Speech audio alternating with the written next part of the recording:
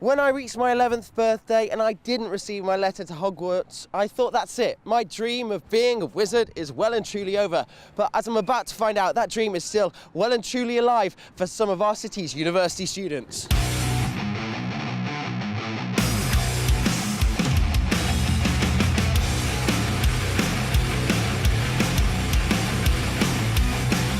Josh, you're the coach of a Quidditch team. People at home are maybe thinking, Quidditch? So that's a game out of Harry Potter. It was first invented in Harry Potter, but how have you guys changed it so you can actually play it physically in real life?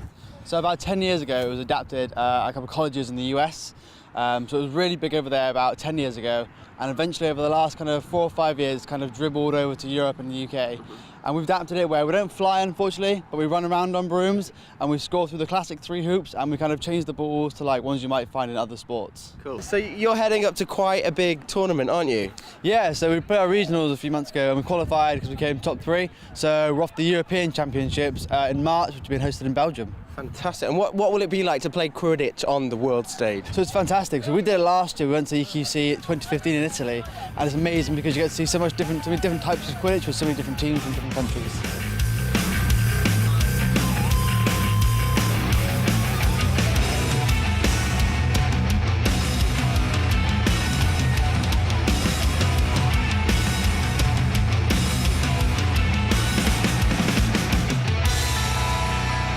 Quidditch in real life is an amalgamation of many ball sports. To the untrained eye, it looks like a game of rugby, dodgeball, and the playground favourite, tag.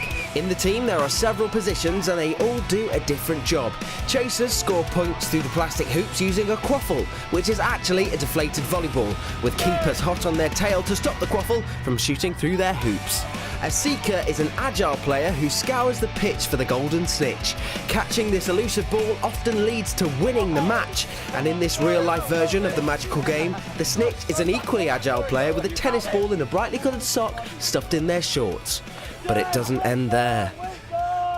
So if the game of Quidditch wasn't already complicated enough, it's about to get a bit more dangerous. Over here, we have a pair of beaters, and it's these guys' jobs to basically get in the way and get the chasers and other beaters off their brooms. And if they maybe stop throwing that around, we could probably get a chance to speak to them. So Jodie, as a beater, you have a pretty integral role in the team, don't you? Yeah, we have to basically stop any of the chasers scoring any goals, but we also have to take out the other beaters who will be attempting to stop our chasers from scoring goals in their half as well. And you use this, which is a slightly deflated volleyball. So if I hurl that at Emma, and then we go speak to Emma. So Emma, being a beater, what are you really looking out for on the pitch? Are you just trying to get the hardest throw to get people off their brooms, or is it not that brutal? Well, it depends really. If you're going for someone further away, you're obviously going to throw it harder. Most of the time you won't throw it that hard, because the harder you throw it, the less likely you are to maintain control of it and be able to come back and beat someone else. And of course, you beaters aren't just trying to get the chasers off. There's other beaters out there on the field trying to get in your way. So this is a slightly deflated volleyball. Yeah. What does that feel like when it's hurled at you? It can be quite painful, especially on a day like this, muddy too. So yeah, it stings, but usually it's not too bad. So being a beater, would you say you're slightly sadistic? Not really.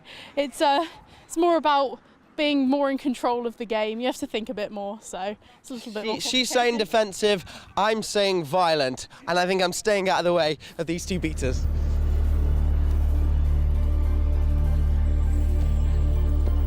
After chatting to the team and reminiscing about my teenage dreams of playing Quidditch at Hogwarts, it was time to mount a broom myself and become the wizard I've always wanted to be.